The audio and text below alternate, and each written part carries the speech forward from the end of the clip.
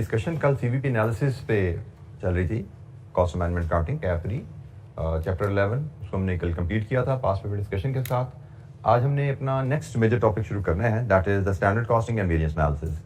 दो चैप्टर्स हैं, chapter 12 and 13, लेकिन बेसिकली ये एक ही टॉपिक है जो इन दोनों चैप्टर्स में कवर हो रहा है। स्टैंडर्ड कॉस्टिंग क्या है, वेरिएंस एनालिसिस क्या है, इस पर हम बात करेंगे। लेकिन उससे पहले एग्जाम अपेयरेंस इस टॉपिक की देख लें, इस चैप्टर से देख लें। तो मॉडल पेपर में भी 9 मार्क्स और स्प्रिंग में भी 8 मार्क्स सेक्शन ए के क्वेश्चन गालबन लग रहे हैं, लेकिन we can expect section B में भी हमें इस चैप्टर से क्वेश्चन आ सकता है, क्योंकि इस चैप्टर में पोटेंशियल है लॉन्ग क्वेश्चन का भी। तो लेकिन फिलहाल ये दोनों क्वेश्चन सेक्शन ए में हमें लग रहे हैं, और मेरी अंडरस्टैंडिंग के मुताबिक keeping in view its parts past appearance and significance of this topic, हम एक कंपल्सरी क्वेश्चन रहेगा हमारे कैप 3 के पेपर में इस टॉपिक से। तो स्टैंडर्ड कॉस्टिंग से बात अपनी शुरू करते हैं। और स्टैंडर्ड कॉस्टिंग में सबसे पहले स्टैंडर्ड कॉस्ट क्या है। आप एग्जांपल किसी भी मैन्युफैक्चरिंग प्रोसेस की ज़हन में रखिए, तो standard cost is an estimated और predetermined cost of performing an operation और प्रोड्यूसिंग अ गुड और service under normal condition. Standard cost किसी भी प्रोडक्ट की एक बेंचमार्क कॉस्ट है, प्री डिटर्मिन्ड एस्टिमेटेड कॉस्ट है कि how much a product should cost.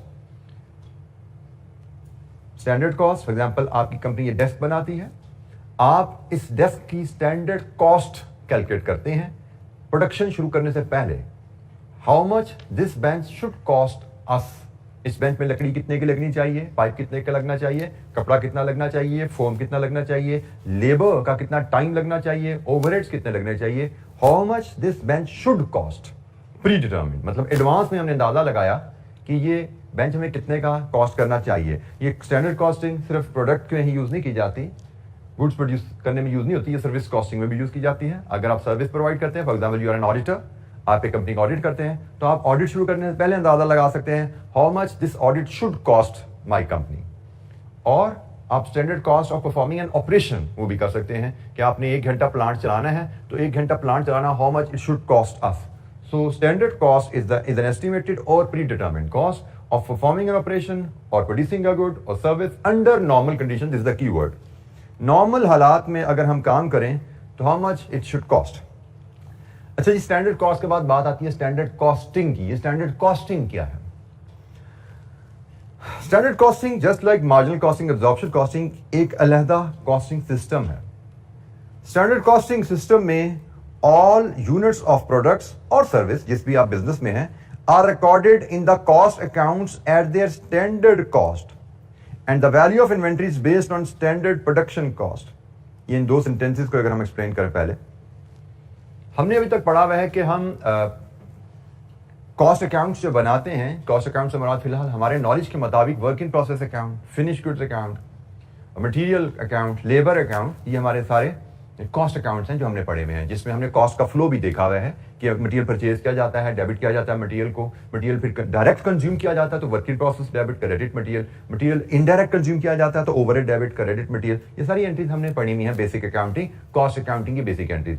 Detail में आल दो जाके मजीद डिटेल से हमने मजीद गहराई में इनको हमने भी मजीद पढ़ना है, आगे हमारा कॉस्ट फ्लो का चैप्टर है उसमें, लेकिन फिलहाल बेसिक्स ऑफ कॉस्ट अकाउंटिंग हमें पता है।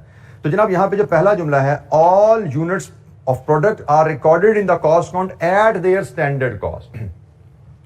मतलब वर्क इन प्रोसेस को हम जो कॉस्ट डेबिट करेंगे मटेरियल की मद में, that should be standard cost of material producing. से हम 50 यूनिट्स का ऑर्डर बना रहे हैं, तो नॉर्मली हम क्या करते थे, हम 50 यूनिट्स के लिए एक्चुअल मटेरियल जो इशू करते थे वो वर्क इन प्रोसेस का डेबिट करते थे। अगर आप स्टैंडर्ड कॉस्टिंग को फॉलो कर रहे हैं तो फिर जो एक्चुअल मटेरियल इशू हुआ है, कंज्यूम हुआ है, वो वर्क इन प्रोसेस का डेबिट नहीं होगा। आप स्टैंडर्ड मटेरियल जो आपके हिसाब से इस्तेमाल होना चाहिए 50 यूनिट्स में, वो आप वर्क इन प्रोसेस को डेबिट करते हो। इसी तरह लेबर, आप actual labour incurred in making the product, वो नहीं आप डेबिट करते वर्क इन प्रोसेस को। आपके हिसाब से जो प्री डिटर्मिन्ड पहले अंदाजा आपने लगाया था कि लेबर कितनी लगेगी एक डेस्क बनाने पे, उस हिसाब से 50 डेस्क का अगर ऑर्डर है, 50 डेस्क की कॉस्ट को वर्क इन प्रोसेस अकाउंट को डेबिट किया जाता है। तो जुमला क्या है जी, all units of products are recorded in the cost account at the standard cost. Similarly जब वर्क इन प्रोसेस कंप्लीट हो जाता है तो debit, finish good, credit work in process जो किया जाता है ये स्टैंडर्ड कॉस्ट पे किया जाएगा, क्योंकि वर्क इन प्रोसेस में एक्चुअल कॉस्ट हमने डेबिट ही नहीं की। जो भी इनकम क्या करना है वो बाद में देखेंगे, लेकिन हमने पहली चीज जो सीखी, जब आपने स्टैंडर्ड कॉस्ट डिफाइन कर ली, एस्टिमेट कर ली हर प्रोडक्ट, जो प्रोडक्ट आप बनाते हो, और आपने फैसला कर लिया कि हमने स्टैंडर्ड कॉस्टिंग को फॉलो करना है। तो स्टैंडर्ड कॉस्टिंग को फॉलो करने का मतलब है कि आप जब प्रोडक्शन अकाउंट बनाओगे, वर्क इन प्रोसेस अकाउंट को standard cost of material, standard cost of labour, standard cost of overheads debit करोगे, और जब प्रोडक्ट कंप्लीट हो जाएगी, debit finish good credit work in process, ये भी स्टैंडर्ड कॉस्ट पर यूनिट के हिसाब से एंट्री डलेगी। एक्चुअल कॉस्ट का रिकॉर्ड क्या होना है, एक्चुअल कॉस्ट का हिसाब क्या करना है, वो बात की बात है। लेकिन स्टैंडर्ड कॉस्टिंग का मतलब है कि आपने फिनिश गुड्स में प्रोडक्ट स्टैंडर्ड कॉस्ट पे ले जानी है, और अल्टीमेटली इन्वेंट्री वैल्यूएशन भी जो फाइनेंशियल स्टेटमेंट में आएगी वो भी स्टैंडर्ड कॉस्ट पर यूनिट्स में आएगी। फॉर एग्जांपल पीरियड एंड पे आपने देखा मैंने 100 यूनिट बनाए थे, 10 यूनिट्स इन हैंड रह गए, तो units in hand into standard cost per unit, this will be your value of inventory, जो कि आपकी बैलेंस शीट में रिफ्लेक्ट होगी। ठीक है, सो स्टैंडर्ड कॉस्टिंग क्या है? तमाम प्रोडक्शन कॉस्ट स्टैंडर्ड कॉस्ट पर रिकॉर्ड की जाएगी, तमाम इन्वेंट्री स्टैंडर्ड कॉस्ट पे वैल्यू की जाएगी। अब ये बात आ गई जी, स्टैंडर्ड कॉस्ट तो स्टैंडर्ड होती है, एक्चुअल के बराबर तो नहीं हो सकती, स्टैंडर्ड तो ज्यादा था ना हमारा, एक्चुअल तो ये फर्क होगी। तो ये बात आ गई, difference between actual cost and standard cost are recorded as variances. ये हमारा अगला टॉपिक है, वेरिएंस एनालिसिस। हमने स्टैंडर्ड कॉस्ट लगाई, ये टेबल हमारी हिसाब से 500 का बनना चाहिए, 50 टेबल्स का ऑर्डर आया, हमने 50 यूनिट्स इंटू 500 ये कॉस्ट रिकॉर्ड कर ली, शायद 25,000 बनती है। एक्चुअल कॉस्ट हो सकता है 26,000 लगी हो, तो ये 1000 का डिफरेंस आ जाएगा, 1000 का डिफरेंस आ जाएगा। ठीक है जी, जिसको हम वेरिएंस कह रहे हैं, ये वेरिएंस है। इस वेरिएंस को मेजर किया जाता है और इसको सेपरेटली रिकॉर्ड किया जाता है। क्या मकसद है इस वेरिएंस को रिकॉर्ड करने का, इस पर मजीद बात करेंगे, बल्कि हमारी ज्यादा डिस्कशन तो होनी ही वेरिएंसेस के ऊपर है इस चैप्टर में। मे भी हमारा 5% टाइम स्टैंडर्ड कॉस्टिंग पे लगना है, 95% टाइम लगना ही वेरिएंस एनालिसिस पे है। और इसी तरह हमें जो एग्जाम में क्वेश्चन आता है वो भी 98%, 99% उसमें वेरिएंस एनालिसिस का नॉलेज टेस्ट किया जाता है। स्टैंडर्ड कॉस्टिंग जस्ट हमें बेस प्रोवाइड करता है वेरिएंस एनालिसिस की डिस्कशन के लिए। स्टैंडर्ड कॉस्टिंग को डिस्कस किए बगैर हम वेरिएंस एनालिसिस की बात समझ नहीं सकते। ठीक है, तो स्टैंडर्ड कॉस्ट क्या है, स्टैंडर्ड कॉस्टिंग क्या है, और स्टैंडर्ड कॉस्टिंग जब आप फॉलो करेंगे, एक्चुअल कॉस्ट आपकी कुछ और इनकर हो रही है, इन्वेंट्री की वैल्यू किसी और कॉस्ट पर रिकॉर्ड की जा रही है, इस डिफरेंस को हम फिर स्टैंडर्ड कॉस्ट और एक्चुअल कॉस्ट के डिफरेंस को हम वेरिएंसेस कहते हैं। और वेरिएंसेस का मकसद क्या है, वेरिएंसेस कैसे कैलकुलेट किए जाते हैं, उस पर भी बात करेंगे। और एक फाइनल जुमला स्टैंडर्ड कॉस्टिंग से रिलेटेड, स्टैंडर्ड कॉस्टिंग में be used with either system of absorption costing और मार्जिनल कॉस्टिंग। ठीक है जी, और ये प्राइमरली स्टैंडर्ड कॉस्टिंग हमें बजटिंग में भी अल्टीमेटली हेल्प करता है। बजटिंग की बेसिक इन्फॉर्मेशन हम ले चुके हैं, मजीद थोड़ा सा तारुफ हम लेंगे कैप 3 में। Although full flash topic of budgeting हमारा कैप 6 का हिस्सा है, लेकिन कैप 3 में बेसिक इंट्रोडक्शन ऑफ बजटिंग हमें लेना पड़ेगा स्टैंडर्ड कॉस्टिंग टॉपिक में। तो एनीवेज जी, हमने कहा जी स्टैंडर्ड कॉस्टिंग, स्टैंडर्ड कॉस्ट क्या है, स्टैंडर्ड कॉस्टिंग क्या है। स्टैंडर्ड कॉस्टिंग में आप इन्वेंट्री वैल्यूएशन स्टैंडर्ड कॉस्ट पे करते हैं। एक्चुअल कॉस्ट और स्टैंडर्ड कॉस्ट का डिफरेंट वेरिएंसेस हैं, कैसे कैलकुलेट किए जाते हैं, कैसे रिपोर्ट किए जाते हैं, उस पर भी बात करेंगे। इसकी कैलकुलेशन भी सीखेंगे, इसकी रिपोर्टिंग भी सीखेंगे।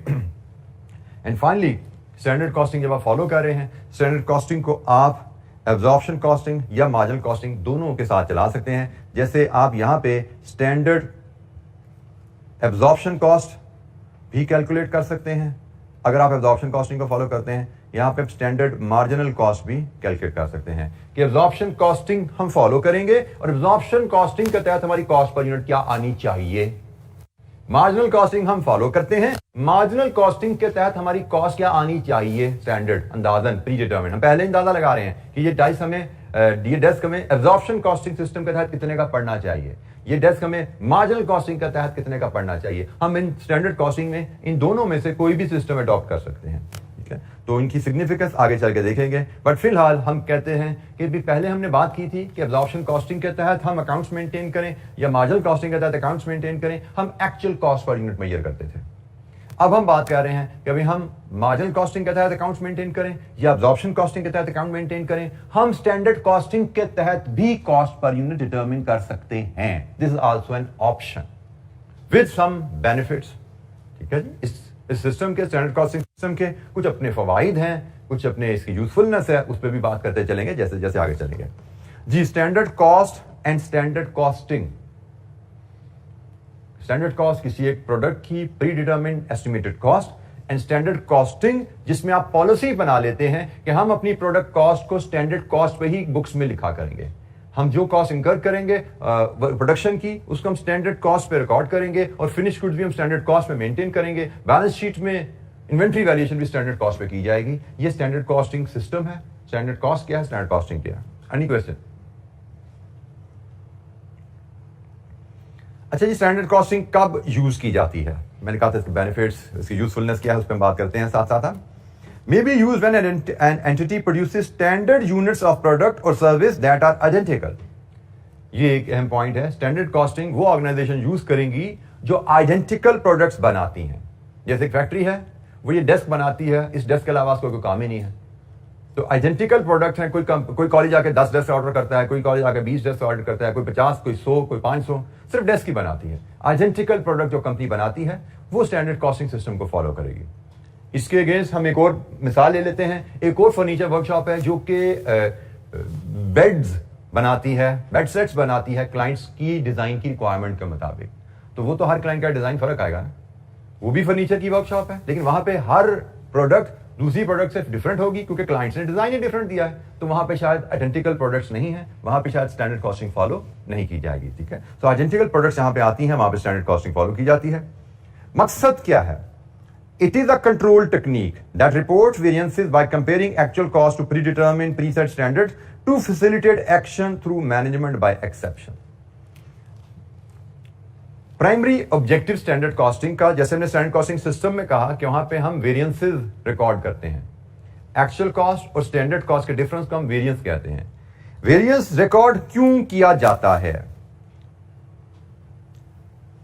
ताकि एक टर्म पीछे गुजरी थी, कॉस्ट कंट्रोल के लिए। एक बहुत अहम फायदा जो स्टैंडर्ड कॉस्टिंग का है वो कॉस्ट कंट्रोल है। जो मैंने अभी आपसे एग्जांपल दे रहा था, आपने स्टैंडर्ड सेट किया कि भाई आपको प्रोडक्ट 25,000 की कॉस्ट, ऑर्डर 25,000 का कॉस्ट करना चाहिए। आपका ऑर्डर 26,000 का बना, 1,000 रुपया वेरिएंस आ गया। आपके स्टैंडर्ड से ज्यादा कॉस्ट लग जाना, इसको हम एडवर्स वेरिएंस कहते हैं। आपके स्टैंडर्ड से कम कॉस्ट लगना, इसको हम फेवरेबल वेरिएंस कहते हैं। ठीक है, तो इस केस में हमारा स्टैंडर्ड था 500 रुपए के हिसाब से 50 डेस्क पे 25,000 का खर्चा लगना चाहिए था। अगर एक्चुअल खर्चा 26,000 लग गया है तो इसका मतलब आपका वेरिएंस एडवर्स है। आपके स्टैंडर्ड के हिसाब से 50 डेस्क आपके 25,000 में बनने चाहिए थे, आपके 50 डेस्क अगर 26,000 में बने हैं तो हम कहते हैं कि हमारे स्टैंडर्ड से ज्यादा खर्चा लग गया। This is adverse variance. Variance calculate किया जाता है स्टैंडर्ड कॉस्टिंग की मदद से। इसका मकसद है कॉस्ट कंट्रोल एक्सरसाइज करना। In case of adverse variance आपको पता लग गया कि आपकी टीम टारगेट को मीट करने में नाकाम रही। टीम को टारगेट दिया गया था 500 रुपए पर डेस्क के हिसाब से, आपने 25,000 में 50 डेस्क बनाने हैं, टीम ने 26,000 रुपए लगा दिए। टीम इस टारगेट को मीट करने में नाकाम रही। This provides management an opportunity to look into the process. कहां गड़बड़ हुई? कोई मटेरियल खराब आ गया था हमारा जिसकी वजह से वेस्टेज ज्यादा होगी, कोई वर्कर ने हमारी नेग्लिजेंस दिखाई है, उसने टाइम ज्यादा लगा दिया, या हम स्टॉक आउट हो गए थे जिसकी वजह से लेबर आइडल बैठी रही। क्या प्रॉब्लम क्या हुई? हमारा 1,000 रुपया ज्यादा लगा क्यों? अगर आपने स्टैंडर्ड ही सेट नहीं किया तो आपको कैसे पता लगेगा आपकी टीम ने एफिशिएंटली काम किया या इनएफिशिएंटली काम किया? स्टैंडर्ड सेट करेंगे तो आपको कॉस्ट कंट्रोल करने की अपॉर्चुनिटी मिलेगी कि भाई ये मेयार सेट किया है, ये एक्चुअल हासिल किया है, तो पता लगेगा टीम ने अच्छा परफॉर्म किया या बुरा परफॉर्म किया। अच्छा परफॉर्म किया तो उसको अप्रिशिएट करें, उसको रिवॉर्ड करें। बुरा परफॉर्म किया तो उसके रीजन ढूंढें और उन रीजन को आइंदा रिमूव करने की प्लानिंग करें। यह है स्टैंडर्ड कॉस्टिंग और वेरिएंस एनालिसिस का मेन ऑब्जेक्टिव। कब यूज करेंगे, ऐसी किन ऑर्गेनाइजेशन में यूज होगा और मकसद क्या रहेगा? Action through management by exception. Management by exception का मतलब होता है कि जो भी एक्सेप्शनल काम हो, स्टैंडर्ड के मुताबिक कॉस्ट लग रही है ना, फिर मैनेजमेंट को रिपोर्ट करने की जरूरत नहीं है। मैनेजमेंट बाय एक्सेप्शन का मतलब है कि टॉप मैनेजमेंट को तब रिपोर्ट किया जाए जब कंपनी स्टैंडर्ड से, टारगेट से हटे। अगर प्रोडक्शन स्टैंडर्ड कॉस्ट के मुताबिक होती जाए तो बुला के अपने सीईओ को या प्रोडक्शन हेड को बताने की जरूरत नहीं है जी हम टारगेट के मुताबिक प्रोडक्शन कर रहे हैं। उनको तब बताओ जब उनका एक्शन रिक्वायर्ड हो। उनका एक्शन कब रिक्वायर्ड होगा? जब हमारा कॉस्ट मीट नहीं हो रही या कॉस्ट हमारी एडवर्स वेरिएंस आ रहा है तो रेक्टिफिकेशन के लिए उनकी हेल्प चाहिए, उनकी गाइडेंस चाहिए, या जब फेवरेबल वेरिएंस आ रहा है फिर स्टाफ को बोनसेस देने के लिए, अच्छी इंक्रीमेंट्स देने के लिए उनकी अप्रूवल्स चाहिए। तो मैनेजमेंट बाय एक्सेप्शन का मतलब होता है नॉर्मल, सब कुछ नॉर्मल चल रहा है तो टॉप मैनेजमेंट को इन्वॉल्व ना करो, लेकिन जहां पे एक्सेप्शनल चीज हो वहां पे मैनेजमेंट को इन्वॉल्व करो। This is called management by exception. तो जनाब ये स्टैंडर्ड कॉस्टिंग का फायदा क्यों स्टैंडर्ड कॉस्टिंग यूज की जाती है? प्राइमरली कॉस्ट कंट्रोल के लिए। अच्छा जी, responsibility for standard setting. Standard costing adopt करने के लिए आपको सबसे पहले स्टैंडर्ड कॉस्ट सेट करनी पड़ती है। तो स्टैंडर्ड कॉस्ट सेट करना किसकी जिम्मेदारी है? स्टैंडर्ड कॉस्ट डिटरमिन कैसे की जाती है? मैं एक ब्रीफ एक डॉक्यूमेंट अगर आपसे शेयर करूं, इसको हम कहते हैं जी स्टैंडर्ड कॉस्ट कार्ड,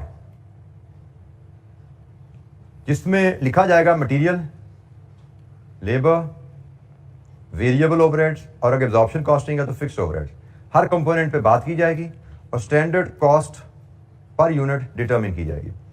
और स्टैंडर्ड कॉस्ट में मटेरियल की बात की जाएगी तो मटेरियल की क्वांटिटी भी ली जाएगी और मटेरियल का रेट भी लिया जाएगा। लेबर की बात की जाएगी तो लेबर के आवर्स भी लिया जाएंगे और लेबर का रेट भी लिया जाएगा।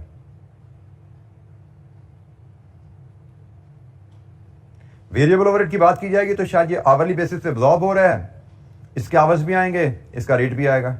इसी तरह फिक्स्ड ओवरहेड को भी अगर आवरली बेस पे एब्जॉर्ब किया जा रहा है तो इसका आवर भी आएंगे और इसका रेट भी आएगा। And this give you the standard cost per unit. This called standard cost card. अब इसमें अगर आप देखें तो हमारा क्वांटिटी का भी स्टैंडर्ड है, पर यूनिट 5 kg मटेरियल इस्तेमाल होना चाहिए। इसमें रेट का भी स्टैंडर्ड है, 1 kg 10 रुपए का आना चाहिए। ये स्टैंडर्ड कहां से सेट किया जाएगा, किसकी जिम्मेदारी है? ये आपके सामने आ रहा है जी। Raw material quantity per unit का स्टैंडर्ड सेट करना प्रोडक्शन की जिम्मेदारी है। एक यूनिट पे कितनी क्वांटिटी लगनी चाहिए ये डिटरमिन करने में प्रोडक्शन डिपार्टमेंट को हेल्प करेगा। Price per unit of raw material, 1 kg material कितने का आना चाहिए, इसका स्टैंडर्ड सेट करना परचेज डिपार्टमेंट की जिम्मेदारी है। वो आपको हेल्प करेगा स्टैंडर्ड सेट करने में कि 1 kg मटेरियल की प्राइस का स्टैंडर्ड क्या रखना चाहिए। लेबर टाइम पर यूनिट, 1 यूनिट में कितना टाइम लगेगा, प्रोडक्शन डिपार्टमेंट ये स्टैंडर्ड सेट करेगा। लेबर रेट पर आवर क्या होगा, ये HR डिपार्टमेंट बताएगा। इसी तरह ओवरहेड पर आवर का जो स्टैंडर्ड है ये आपको अकाउंट्स डिपार्टमेंट एस्टिमेट करके बताता है। ओवरहेड एब्जॉर्प्शन रेट डिटरमिन करना हमने ओवरहेड के चैप्टर में सीखा था, ये अकाउंटेंट की जॉब है, ठीक है। सो ओवर जो स्टैंडर्ड सेट किया जाता है क्वांटिटी का भी, रेट का भी, आवर्स का भी, रेट का भी, ये स्टैंडर्ड किस डिपार्टमेंट की जिम्मेदारी है सेट करना? क्योंकि स्टैंडर्ड कॉस्टिंग का स्टार्टिंग पॉइंट स्टैंडर्ड कॉस्ट की एस्टिमेशन से शुरू होता है कि हमारी स्टैंडर्ड कॉस्ट पर यूनिट क्या होनी चाहिए। आप स्टैंडर्ड कॉस्ट सेट करेंगे जिसके ये सारे कंपोनेंट्स होंगे, only then you can implement standard costing. Standard costing का पहला स्टेप स्टैंडर्ड कॉस्ट डिटरमिन करना होता है। स्टैंडर्ड कॉस्ट सेट करना किसकी जिम्मेदारी है, स्टैंडर्ड सेटिंग की जिम्मेदारी किसकी है जी? एनी क्वेश्चन, कोई सवाल? ड्राइविंग स्टैंडर्ड, स्टैंडर्ड कैसे सेट किए जाते हैं ब्रीफली इस पर हम थोड़ी सी बात करेंगे कुछ स्टैंडर्ड से। फॉर एग्जांपल आप स्टैंडर्ड मटेरियल यूजेज, जैसे हमने कहा ये मटेरियल यूजेज का स्टैंडर्ड है, इसको कैसे ड्राइव किया जा सकता है? यू शुड, ऑल्दो आपकी जिम्मेदारी प्राइमरी नहीं है, प्राइमरली ये जिम्मेदारी प्रोडक्शन डिपार्टमेंट की है, but you should know basics of the everything. तो आपने मटेरियल यूजेज का स्टैंडर्ड सेट करने हैं, तो जनाब इसके लिए what you can do, it can be developed by studying product design and past data of material usages. आप प्रोडक्ट का डिजाइन स्टडी करके और पास्ट डाटा एनालाइज करके आप यूजेज पर यूनिट निकाल सकते हैं। फॉर एग्जांपल आपसे कहा जाए इस डेस्क पे कपड़ा पर डेस्क कितना लगता है, आप इसका डिजाइन स्टडी करो कि इसकी सीट पे कपड़ा लग रहा है, उसकी लंबाई कितनी है, चौड़ाई कितनी है, इसकी बैक पे कपड़ा लग रहा है, उसकी लंबाई कितनी है, चौड़ाई कितनी है और थिकनेस कितनी है इसके फोम की, उसके हिसाब से यू कैन रीजनेबली एस्टिमेट कि कितना मीटर कपड़ा इस एक डेस्क पे लगता है। आपसे कहा जाए इस डेस्क की जो शीट है, वुडन शीट, लासानी शीट, ये पर यूनिट कितनी क्वांटिटी इस्तेमाल होती है, you can simply measure the design की लंबाई कितनी है, चौड़ाई कितनी है, उसके हिसाब से मेजर कर सकते हैं। और फिर पास डाटा भी देख सकते हो कि इसमें वेस्टेज कितना निकलता है, पिछले 1 महीने का रिकॉर्ड उठाओ, कितनी लासानी की शीट इस्तेमाल हुई, कितने डेस्क बने थे। डिजाइन भी स्टडी करो, पास डाटा भी स्टडी करो, उसकी मदद से आप टारगेट, स्टैंडर्ड आपका एक तरह का टारगेट होता है आपकी टीम के लिए कि भाई आपको इतनी क्वांटिटी पर यूनिट इस्तेमाल करनी चाहिए। फिर देखा जाएगा बाद में एक्चुअली कितनी इस्तेमाल की, फिर देखा जाएगा कि वेरिएंस आया है तो क्या वो फेवरेबल है या एडवर्स है। तो स्टैंडर्ड मटेरियल यूजेज कैसे एस्टैब्लिश किया जाएगा, लेबर के एफिशिएंसी स्टैंडर्ड कैसे एस्टैब्लिश किए जाएंगे। लेबर एफिशिएंसी स्टैंडर्ड से मुराद एक डेस्क बनाने में कितना टाइम लगना चाहिए, इसके लिए टाइम एंड मोशन स्टडी इस्तेमाल की जा सकती है। टाइम एंड मोशन स्टडी जहां पे आप एक नई प्रोडक्ट बना रहे हैं और अगर पुरानी प्रोडक्ट है तो past data will help you. नई प्रोडक्ट बना रहे हैं तो टाइम एंड मोशन स्टडी, पुरानी प्रोडक्ट है तो पास्ट डाटा की मदद से आप देख सकते हो कि एक डेस्क बनाने में कितना टाइम लगता है। टाइम एंड मोशन स्टडी से मुराद आप देखते हो ये डेस्क बनाने में क्या क्या काम होते हैं, इस डेस्क को बनाने में वुड लासानी शीट से पीस काटा जाता है। तो हमने ये डेस्क तो अगर पहले नहीं बनाया तो ये डाइस बनाया हुआ है हमने, तो इस डाइस की कटिंग में कितना टाइम लगता है उससे हम अंदाजा लगा सकते हैं उस डेस्क की शीट कटिंग में कितना टाइम लगेगा। तो पुरानी जॉब्स को देख के टाइम एंड मोशन स्टडी के हिसाब से आप अंदाजा लगा लेते हो कि इस नई जॉब में डिफरेंट जो फंक्शन परफॉर्म होने हैं, इसमें पाइप की कटिंग होनी है, इसमें वेल्डिंग होनी है, इसमें लासानी शीट की कटिंग होनी है, इसमें असेंबली होनी है। ठीक है, हमने इस डिजाइन का डेस्क तो नहीं बनाया, ये डाइस हमने बनाए हुए हैं, इनमें भी ये काम होता है, इनमें भी कटिंग होती है, इनमें भी असेंबली होती है। तो हम इसके पास डाटा को लेके उसकी हम डिजाइन को देख के हम एस्टिमेट बिल्ड कर सकते हैं। अगर तो पुरानी प्रोडक्ट है, पास डाटा से हमें स्टैंडर्ड मिल जाएगा, नई प्रोडक्ट है तो टाइम एंड मोशन स्टडी से हम एस्टैब्लिश कर सकते हैं। सिमिलर जॉब्स में जो हमने फंक्शन परफॉर्म किया, मटेरियल प्राइसेस का स्टैंडर्ड लेना है, पास डाटा और एक्सपेक्टेड इन्फ्लेशन। पिछले साल मटेरियल कितने का आया था, अगले साल एक्सपेक्टेड इन्फ्लेशन क्या है, उस हिसाब से आप स्टैंडर्ड सेट कर दोगे अगले साल का, क्योंकि स्टैंडर्ड तो पीरियड के शुरू में सेट किया जाता है ना, साल के शुरू में सेट किया जाता है कि अगले साल कितनी क्वांटिटी मटेरियल की इस्तेमाल करनी है पर यूनिट और किस रेट पे खरीदनी है। स्टैंडर्ड प्री डिटर्मिन्ड है, पीरियड स्टूडेंट से पहले सेट किया जाता है। सो पास डाटा और एक्सपेक्टेड इन्फ्लेशन को देख के आप प्राइस का स्टैंडर्ड ले सकते हो। Labour rate, average pass rate and expected salary increase. कहीं पिछले साल हमने पे किया था 25 रुपए पर आवर, अगले साल 5% इजाफा देना पड़ेगा, तो अगले साल का स्टैंडर्ड रेट आ गया आपका। सो स्टैंडर्ड सेटिंग कैसे की जाती है, how do we drive standard. जी, एनी क्वेश्चन, कोई सवाल? जी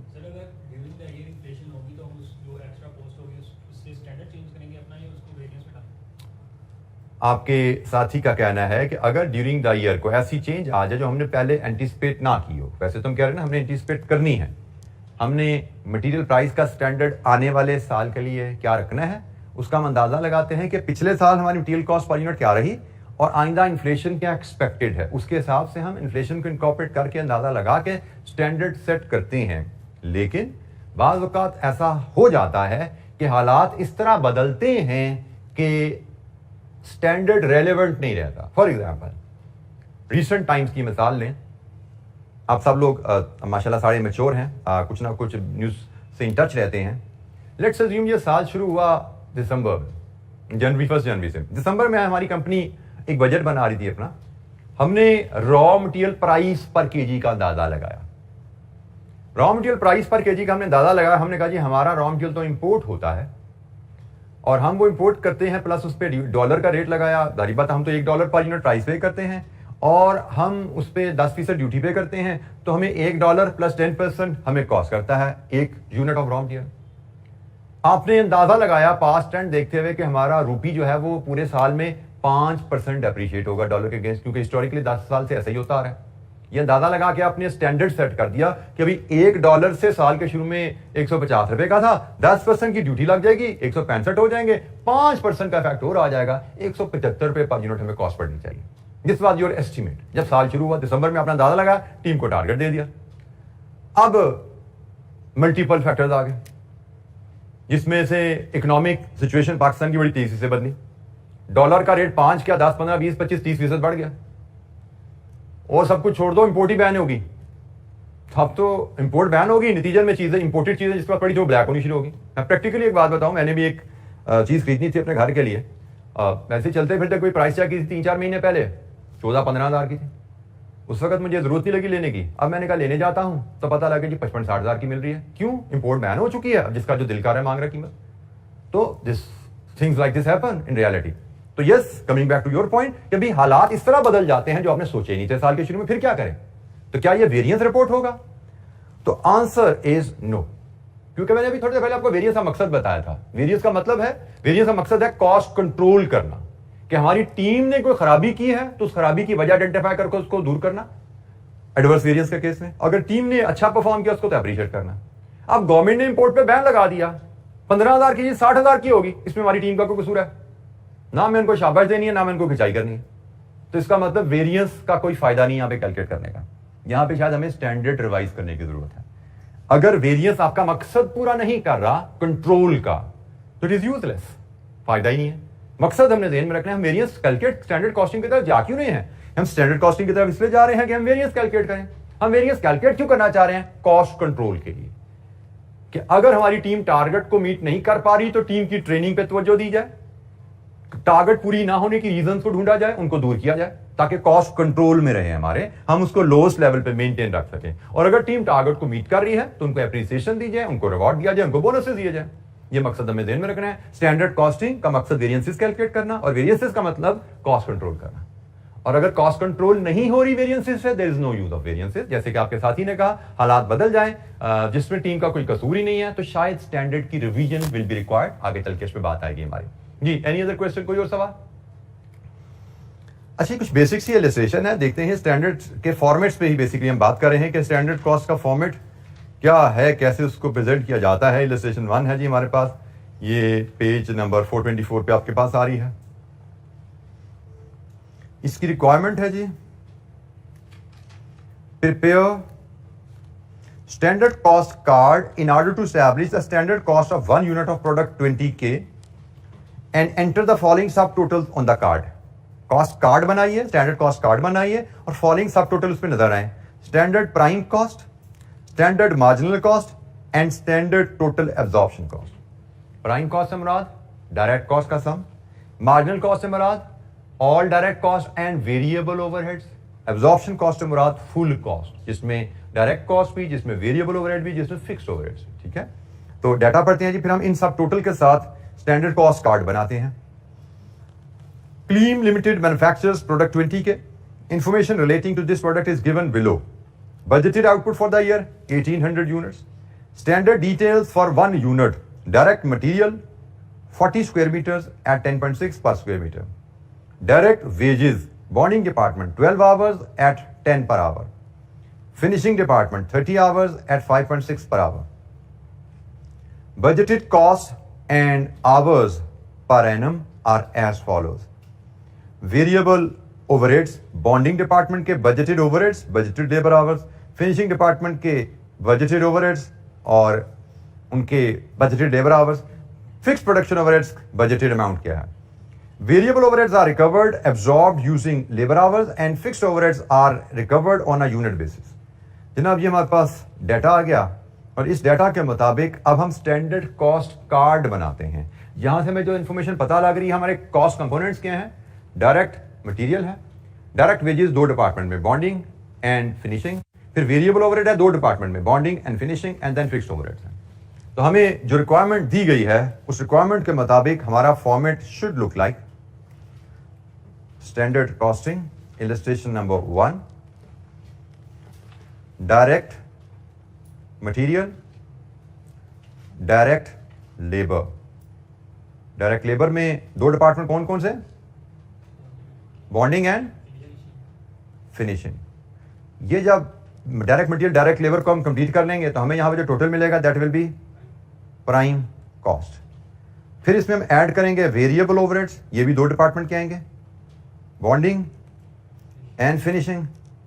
जब प्राइम कॉस्ट में हम ऐड कर लेंगे तो हमें जो टोटल मिलेगा ये कहलाएगा मार्जिनल प्रोडक्शन कॉस्ट।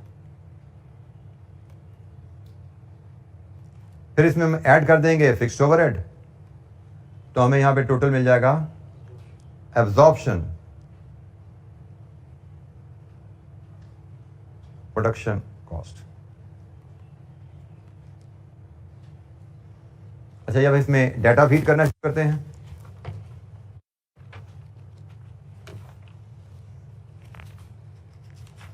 मटेरियल की बात करें तो जनाब मटेरियल हमारे पास है 40 per unit, 40 square metre into rupees 10.6 per square metre. कितने का बना जी मटेरियल?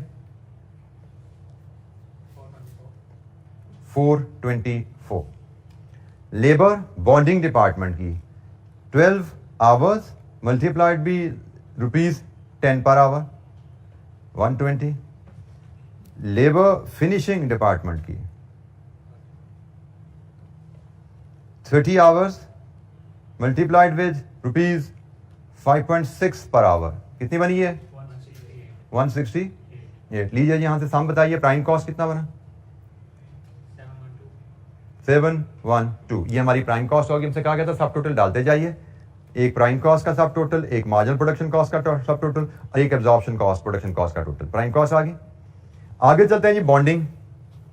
नोट में उसने बताया है variable overheads are recovered absorbed using labour rate. तो जनाब हम ओवरहेड एब्जॉर्प्शन रेट डिटरमिन कर लेते हैं वेरिएबल ओवरहेड का वर्किंग वन में हम वेरिएबल ओवरहेड का ओवरहेड एब्जॉर्प्शन रेट बनाते हैं डिपार्टमेंट वाइज। एक बॉन्डिंग है और एक फिनिशिंग है। ओवरहेड एब्जॉर्प्शन रेट होता है जी budgeted overheads divide with budgeted hours. तो बॉन्डिंग डिपार्टमेंट के बजटेड ओवरहेड्स 80,000 है, इसके बजटेड लेबर आवर्स 60,000 है। तो ओवरहेड एब्जॉर्प्शन रेट क्या आया? 1.33 पर लेबर आवर। इसी तरह फिनिशिंग डिपार्टमेंट के ओवरहेड्स हैं वेरिएबल ओवरहेड के 45,000 रुपीज और इसके बजटेड आवर्स हैं 50,000। क्या रेट आया? 0.90 पर लेबर आवर। लीजिए जी, ये हमारे वेरिएबल ओवरहेड का एब्जॉर्प्शन रेट आ गया। इसकी बेसिस पे हम ओवरहेड कॉस्ट एब्जॉर्ब करते हैं दोनों डिपार्टमेंट में। लेबर आवर की बेसिस पे एब्जॉर्ब होनी है तो बॉन्डिंग डिपार्टमेंट में लेबर आवर लगने हैं जी 12 आवर, बॉन्डिंग डिपार्टमेंट में लगने हैं 12 आवर और बॉन्डिंग डिपार्टमेंट का रेट है 1.33। कितनी कॉस्ट बनी? 15.96 और फिनिशिंग डिपार्टमेंट के आवर्स हैं 30 आवर्स और इसका रेट है 0.90। ये बना जी 27। लीजिए जी, मार्जिनल प्रोडक्शन कॉस्ट कितनी बनी? 754.96। इसके बाद हमें इसी नोट में बताया गया है जस्ट अबव रिक्वायरमेंट कि fixed production overheads are recovered on a unit basis. मतलब फिक्स्ड ओवरहेड का अब्जॉर्प्शन रेट पर यूनिट है तो हम यहीं पे ही कैलकुलेट कर लेते हैं। Fixed overhead budgeted fixed overhead 72,000 and budgeted production हमें second line of the question में गिवन है 1800 यूनिट्स। तो ये जनाब overhead absorption rate per unit आ गया। ओआर आपकी स्टैंडर्ड कॉस्ट पर यूनिट होती है। तो ओआर क्या आया जी? 40 पर यूनिट। लीजिए जी, सम कीजिए। फुल एब्जॉर्प्शन कॉस्ट आपकी आती है 794.96। ये आपकी एब्जॉर्प्शन प्रोडक्शन कॉस्ट है। स्टैंडर्ड कॉस्ट, प्राइम कॉस्ट क्या है स्टैंडर्ड, मार्जिनल स्टैंडर्ड कॉस्ट क्या है, एब्जॉर्प्शन स्टैंडर्ड कॉस्ट क्या है। स्टैंडर्ड कॉस्ट कार्ड, ये एक स्पेसिमन हमने बनाया। एनी क्वेश्चन, कोई सवाल?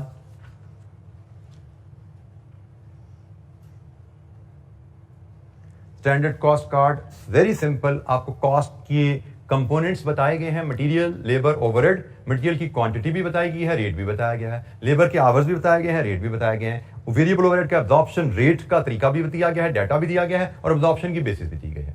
सो जो डाटा दिया गया उसके मुताबिक आपने कॉस्ट पर यूनिट डिटरमिन कर ली। ये चूंकि स्टैंडर्ड डाटा था, प्री डिटरमिन डाटा था, तो इस कॉस्ट को भी हम स्टैंडर्ड कॉस्ट कहते हैं, प्री डिटरमिन कॉस्ट कहते हैं। This is not actual cost. ये आपकी पीरियड शुरू होने से पहले की स्टैंडर्ड कॉस्ट है जी। एनी क्वेश्चन, कोई सवाल?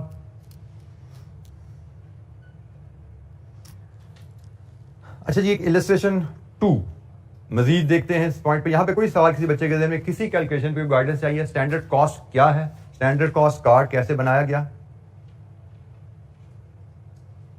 एक इलस्ट्रेशन 2 है जी, इसका डाटा ज्यादा थोड़ा एक्सटेंडेड है। इसमें हमसे दो प्रोडक्ट की स्टैंडर्ड कॉस्ट डिटरमिन करने को कहा जा रहा है। Calculate the standard full production cost per unit of product J and product के। A company manufactures two products J and K. In its first year, it budgets to make 4,000 units of product J and 2,000 units of product K. Budgeted resources per unit cost are as follows. Product J और product K, material Y लगेगा 4 kg, 3 kg. Material Z लगेगा 2 kg, 6 kg. Direct labor hour लगेंगे 1.5 and 2 hours. Cost, material Y की cost 8 rupees पर kg है, Z की cost 6 रुपए पर kg है, डायरेक्ट लेबर 40 रुपए पर आवर है, variable production overhead 8 rupees per direct labour hour है। Fixed production overheads per unit are calculated by applying a direct labour hour absorption rate to the standard labour hours per unit using the budgeted fixed production overhead cost of 240,000 for the first year. Budgeted fixed overhead 240,000 है। इसकी मदद से आपने direct labour hour absorption rate बनाना है, सीखा हुआ आपने। Direct labour hour absorption rate आ जाएगा, देन आपने वहां से overhead cost per unit determine करनी है। ये सारा काम आपने ओवरहेड के चैप्टर में सीखा हुआ है। Budgeted overhead divide with budgeted hours, OAR per hour आया और OAR per hour into hours per unit, overhead cost per unit आ जाती है। ठीक है, ये सारा काम हमने ओवरहेड के चैप्टर में सीखा हुआ है। हमसे कहा गया जी full production cost per unit बताइए प्रोडक्ट जे एंड के की। तो प्रोडक्ट जे एंड के की कॉस्ट बनाने के लिए हम करते क्या हैं कि हम 2 कॉलम में ये डाटा यहां पे मेंटेन करते हैं। कॉलम थोड़े से मैं ब्रॉड बना लेता हूं ताकि मैं कैलकुलेशन की वर्किंग भी उन्हीं कॉलम में ही शो कर दूं। प्रोडक्ट जे एंड के,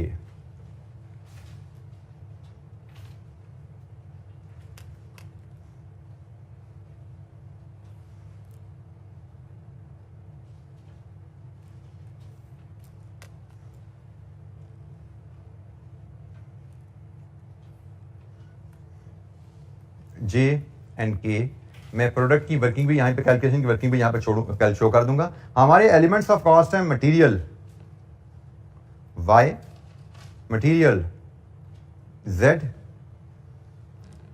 डायरेक्ट लेबर, और उसके बाद variable overheads and then fixed overheads. ये डाटा है जी। इधर से हम कैलकुलेट करेंगे standard cost per unit, standard full production cost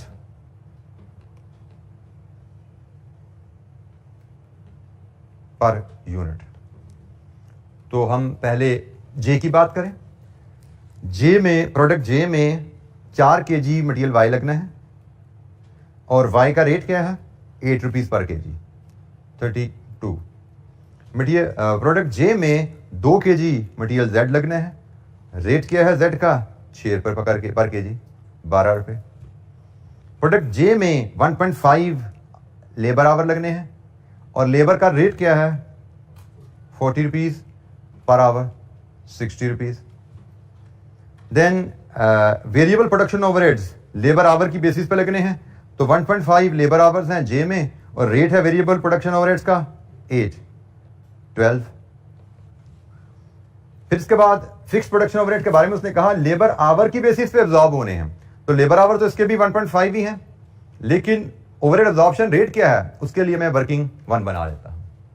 fix production overheads का overhead absorption rate, fixed production overhead का overhead absorption rate, that will be budgeted overheads. कितने हैं जी budgeted overheads 240,000 divided with budgeted hours. Budgeted hours होते हैं units to be produce, J के 4000 और J के hours labour hours 1.5 plus K units 2000 into K hours 2। लीजिए जी यहां से OAR बना लीजिए, क्या आता है आपका, ये बजटेड ओवरहेड्स हैं, ये बजटेड आवर्स हैं, जे के hours budgeted, K budgeted hours. क्या रेट है जी 24 पर लेबर आवर, ये रेट है जी। So fixed overhead 1.5 hour into 24 it is 36। लीजिए जी यहां से आपकी जे की standard cost per unit 1 2 3 4 5 elements हैं, इनको सम कीजिए। Standard cost per unit 152 rupees आ गई जी। इसी पैटर्न पे के की, प्रोडक्ट के की स्टैंडर्ड कॉस्ट बताइए क्या आ रही है। कंप्लीट कीजिए वर्किंग फॉर प्रोडक्ट के।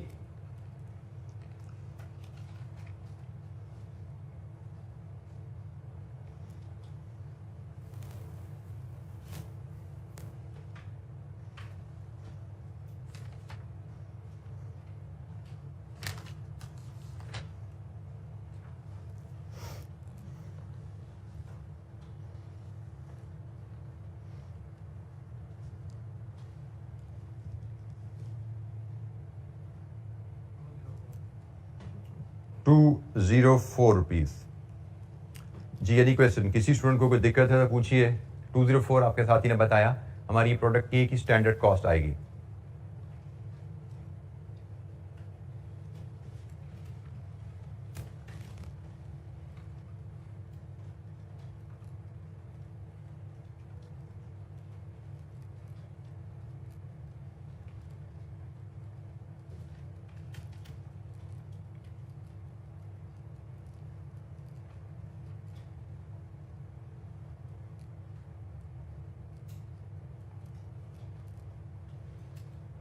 जी जनाब 204 आ रही है जी। अच्छा जी, स्टैंडर्ड कॉस्ट क्या है, स्टैंडर्ड कॉस्टिंग क्या है, वेरिएंसेस क्यों कैलकुलेट किए जाते हैं, यहां तक हमने बात की। स्टैंडर्ड कॉस्ट कैसे डिटरमिन की जाएगी, क्या डिपार्टमेंट्स हैं जो इसके लिए जिम्मेदार होते हैं, डिफरेंट स्टैंडर्ड डिराइव करने के लिए क्या अप्रोच फॉलो की जाती है। थोड़ा सा स्टैंडर्ड कॉस्टिंग का बैकग्राउंड हमने पढ़ा। कोई सवाल? अच्छा जी, टाइप्स ऑफ स्टैंडर्ड कॉस्टिंग की जब हम बात करते हैं तो there are different types of standards that can be considered in standard costing या that can be discussed in standard costing. Standard costing में एक type of standard is called current standard. जैसे एक नाम से ही जाहिर है, करंट स्टैंडर्ड से मुराद है what our team has been achieving currently. Currently हमारी टीम कितनी लकड़ी पर डेस्क इस्तेमाल कर रही है, करंटली हमारी टीम लकड़ी कितने रुपए की शीट खरीद रही है, करंटली हमारी टीम पाइप कितने मीटर इस्तेमाल कर रही है, इसमें करंटली हमारी टीम वो पाइप कितने का खरीद रही है। मतलब जो हम करंटली कॉस्ट अचीव कर रहे हैं, करंट कॉस्ट, उसी को स्टैंडर्ड म्यार बनाने की कोशिश की जाए। दिस इज वन अप्रोच कि आप करंट कॉस्ट जो आप इनकर कर रहे हो उसी को म्यार बना लो आइंदा के लिए। लेकिन इसमें इशू क्या है? It does not provide incentive for improvement in performance. Standard costing में जहां पे हम कॉस्ट कंट्रोल लाना चाह रहे हैं, वहां पे हम टीम की परफॉर्मेंस को भी एनहांस करना चाह रहे हैं कॉस्ट कंट्रोल के थ्रू, कि टीम बेहतर से बेहतर की कोशिश करे। और इदारे की बेहतरी किसमें है? कॉस्ट को कम से कम करने की कोशिश की जाए। जब आपने कहा जी मेरा म्यार वही है जो मेरी टीम अभी काम कर रही है, इसका मतलब आप टीम को परफॉर्मेंस में बेहतरी के लिए मोटिवेट या पुश नहीं कर रहे, क्योंकि हमने तो कहा स्टैंडर्ड सेट करते हैं और फिर वेरिएंस कैलकुलेट करेंगे, और वेरिएंसेस अगर फेवरेबल आए, टीम ने टारगेट पूरा किया, उनको रिवॉर्ड करना है, एडवर्स है तो टीम को ट्रेन करना है। लेकिन अगर हमने करंट स्टैंडर्ड्स को ही म्यार रख दिया कि भाई आप जो कर रहे हो वही काफी है, तो इसका मतलब हम टीम को बेहतरी के लिए पुश नहीं कर रहे। सो ये करंट स्टैंडर्ड्स क्या होते हैं, उनको इस्तेमाल करने का क्या एक नुकसान है हमें। इसके बाद अटेनेबल स्टैंडर्ड। अटेनेबल जैसे कि नाम से जाहिर है, अचीवेबल भी इसको आप कह सकते हैं। करंट स्टैंडर्ड से बेहतरी की बात की जाती है थोड़ी सी, लेकिन बेहतरी उतनी जो हमारे ख्याल में वर्कर्स थोड़ी मेहनत से हासिल कर सकते हैं। मतलब हमने कहा लकड़ी पिछले साल लगी थी से 10 मीटर एक डेस्क बनाने में, लेकिन हमने एनालिसिस किया तो पता लगा कि 10 मीटर लकड़ी इसलिए लगी कि वर्कर ने कटिंग में थोड़ी सी कोताही की, जिसकी वजह से वेस्टेज ज्यादा होगी। हम चाहते हैं वर्कर्स कटिंग करते हुए मोहतात रहें, हम उनको 10 फुट नहीं, हम उनका स्टैंडर्ड रखते हैं 9.5 फुट। अब हमने उनका टारगेट रख दिया 9.5 फुट कि आपने एक डेस्क बनाना है, 9.5 फुट लकड़ी इस्तेमाल करनी है आपने, यह आपका टारगेट है। अब वर्कर थोड़ा मोहतात हो जाएगा, फिर मुझे टारगेट दे दिया गया और अगर मैंने टारगेट हासिल किया तो मुझे बोनस भी मिलना है। अब वो मोहतात हो जाएगा और कॉस्ट को कम से कम करने की कोशिश करेगा। अटेनेबल कि अभी हम टारगेट करंट स्टैंडर्ड पे नहीं रख रहे, करंट से बेहतरी की तरफ जा रहे हैं, लेकिन बेहतरी उतनी जितनी अचीवेबल है। जैसे मैं आपसे कहूं जी, आप जिस तरह चलते आ रहे हो इस तरह चलते चलते, मैंने पहले भी कहीं मिसाल दी थी शायद, कि आप अकबर चौक तक पहुंचोगे तो अकबर चौक तक पहुंचने में आपको 10 मिनट लगेंगे। नहीं भाई, थोड़ी बेहतरी करो, 9 मिनट में पहुंच के दिखाओ। तो मैंने आपको 9 मिनट का टारगेट दिया, you will make an effort कि 10 मिनट से 9 मिनट कोशिश की जा सकती है, जरा तेज चलने की, तेज भागने की कोशिश करोगे। लेकिन मैं आपको कहूं भाई 10 मिनट में तुम चलते हो, 10 मिनट में नहीं 3 मिनट में पहुंच के दिखाओ, अब वहीं पे ये तो हो ही नहीं सकता भाई, अटेनेबल नहीं है, you will not make an effort. तो करंट स्टैंडर्ड, उसके बाद नेक्स्ट लेवल है attainable standard. Attainable standard assume करेगी efficient but not perfect. Perfect condition assume नहीं की जाती। मतलब जैसे मैं आपको टारगेट देते हुए ये ध्यान में रखूंगा कि आप एक ऑर्डिनरी ह्यूमन बीइंग हो, कोई सुपर एथलीट नहीं हो।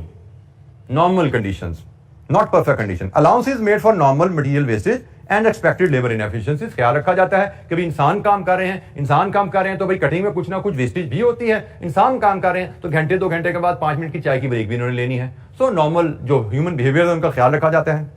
Efficiency level set in these standards is usually slightly higher than the current performance standard. Current performance से थोड़ी सी बेहतर परफॉर्मेंस एक्सपेक्ट की जाती है यहाँ पे। Some improvement in current performance will be required to achieve these standards. Attainable standard. So current standards and attainable standard, ये दो की टाइप्स ऑफ स्टैंडर्ड हैं। There are 2 more types of standards. इन पे इंशाअल्लाह हम कल बात करेंगे, इस डिस्कशन को कैरी करते रहेंगे। कल इंशाअल्लाह आई बिलीव हम स्टैंडर्ड कॉस्टिंग को कंक्लूड करके वेरियंस एनालिसिस पे अपनी डिस्कशन स्टार्ट कर लेंगे, जो कि मेजर एरिया है, क्वेश्चन हमारे वहां से आते हैं। ठीक है जी, आज के लिए इतना ही, कल इंशाअल्लाह मजीद डिस्कशन कंटिन्यू करेंगे। थैंक यू, अस्सलाम वालेकुम।